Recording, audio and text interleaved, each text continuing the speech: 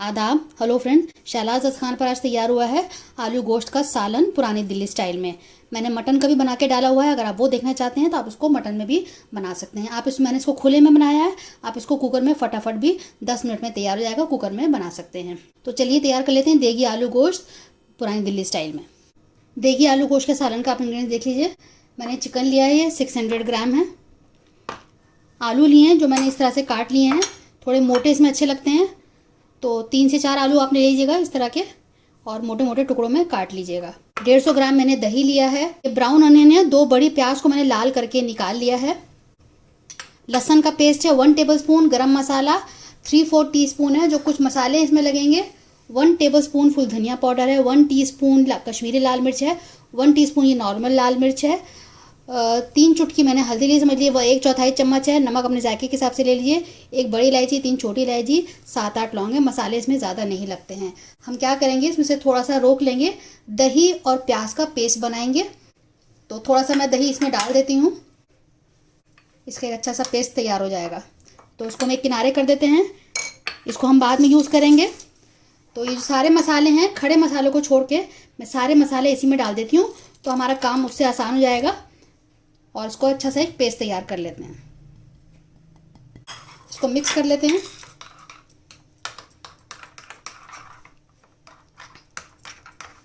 तो मैंने एक लगन ले ली है, छोटी सी देगची ले ली है। इसमें हम सबसे पहले हम आलू को थोड़ा सा फ्राई कर लेंगे। आप ऐसे भी डाल सकते हैं, जो मैं स्टेप करूँगी बिल्कुल ऑप्शनल है, लेकिन मुझे इस तरह से अच्छा लगता है। थोड़ा उसमें अच्छी सी कोटिंग आ जाती है इसको फ्राई करने से। तो तेल को गर्म हो जाने देते हैं। इसको मैं सरसों के तेल में बनाऊंगी, आप रिफाइंड ऑयल में, घी में, किसी में भी बना सकते हैं। तेल गर्म हो गया है, हम आलू को सबसे पहले फ्राई करेंगे। आप चाहें तो ऐसे भी डाल सकते हैं बिना फ्राई किए हुए। मुझे थोड़ा फ्राई किए अच्छे लगते हैं, इससे जायका बहुत अच्छा आता है। और इसमें जो कोटिंग आ जाती है ना फ्राई करने से हाई फ्लेम पे, उससे बहुत अच्छा जायका आता है।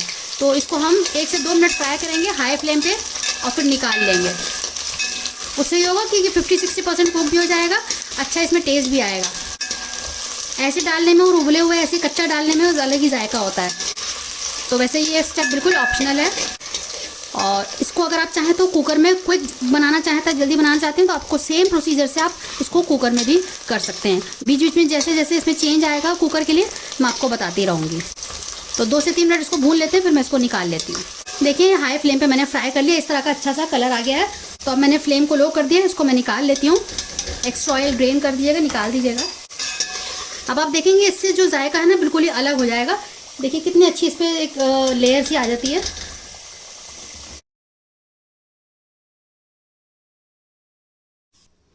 अब इसी तेल में हम आगे बढ़ते हैं। तो मैंने खड़े मसाले इसमें ये डाल देती हूँ, इनको भून लेते हैं, कड़कने देते हैं। फ्लेम अभी मैंने लो की हुई है, अदरवाइज क्या होता है कि मुंह पे आते हैं। तो लगातार चलाते हुए इसको हम भून लेते हैं। देखिए फूल गया है, क्योंकि तेल गर्म था, अच्छे से फूल गया। ये ज़रूरी है, ये आप ज़रूर करिएगा। अब इसमें मैं लहसुन का पेस्ट डाल देती हूँ, इसको भी अच्छे से भून लेते हैं 1 मिनट। अब इसमें हम चिकन डाल देते हैं।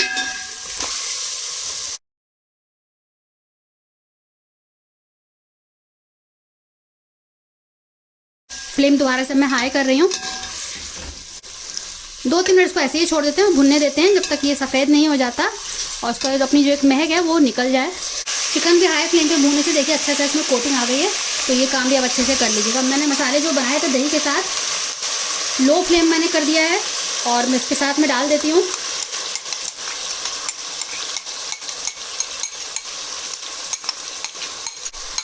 अभी इसमें दही लगा हुआ है, मसाले लगे हुए हैं, तो पानी से खंगार के इसको हम डालेंगे। पहले फ़िलहाल इसको मिक्स कर देते हैं, और पहले इसको भून लेते हैं, बाद में इसमें हम और थोड़ा सा पानी डालेंगे।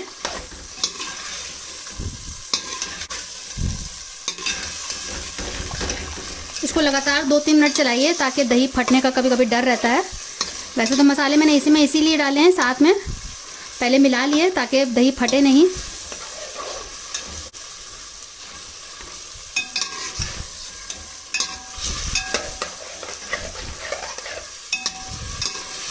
तो मसाले के साथ भी भून लेते हैं।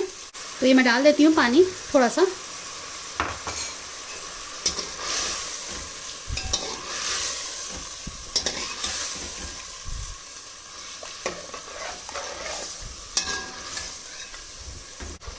तो 2-3 मिनट इसको चलाते हुए इसको हम भून लेते हैं, फिर मैं आपको 2-3 मिनट में दोबारा से दिखाती हूँ। 5 मिनट हो गए हैं भूनते हुए। अब मैं इसमें आलू डाल देती हूँ। देखिए आलू भी 50% कुक हुए, कितना आसानी से ये टूट जा रहा है। तो भूनने से ये होता है फ़ायदा, और जायका तो बहुत अच्छा आता है बहुत। तो मैंने सारे आलू डाल दिए हैं, इसको भी मिक्स कर देते हैं। अभी जो मैंने पीसा था प्याज और दही, इसको भी मैं डाल देती हूँ। इसमें भी मसाला लगा हुआ है, तो इसमें पानी डाल के दोबारा से हम इसको डालेंगे। तो अभी जो प्याज की वजह से और कश्मीरी लाल मिर्च की वजह से धीरे धीरे पकते हुए इसमें रंग आएगा। मसाले को थोड़ा सा दोबारा भून लेते हैं। इसको मैंने हाई फ्लेम कर दी है। ये भी मैं डाल देती हूँ। इसमें पानी डाल के मैंने इसको साफ़ कर लिया है, काफ़ी मसाला लगा हुआ था।